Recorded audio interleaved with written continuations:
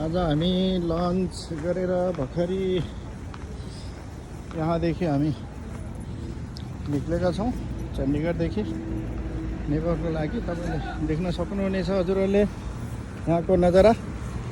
अहिले चाहिँ नि म यसरी भित्रबाट बाहिर निक्लिरहेको अवस्था।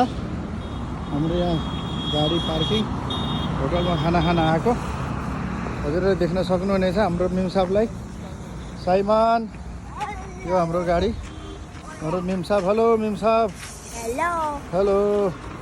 यता चाहिँ नि सफल छ, सफल यता छ, साइमन यता छ, म यता छु।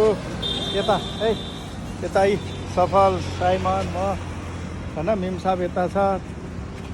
यहाँ चाहिँ नि आज लन्चको लागि रोकेको।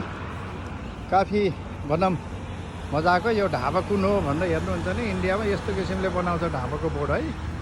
हाम्रो यहाँ भेट्टामा चिप्काउँछ, यहाँ चाहिँ नि यस्तो बनाउँछ होटलहरू।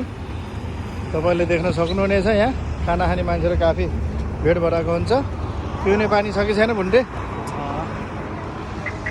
ए भैया पिउने पानी छ कि छैन? आऊ।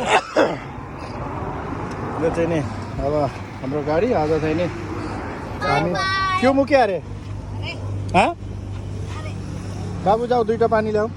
पैसा देऊ त म यहाँ, पैसा दिनु त। सफल दुईवटा बाहिरको ल्याउने है, बाहिरको दुईवटा पानी लिएर आऊ। जाऊ बाहिरको ल्याउने, जानु। साइमन बस। तपाईँहरूले देख्न सक्नुहुनेछ पुरा यो चाहिँ नि हाइवे, चण्डीगढ मुरादाबाद हाइवे होइन। ओके, सबैले भिडियो लाइक और सेयर गरिदिनु होला। धन्यवाद।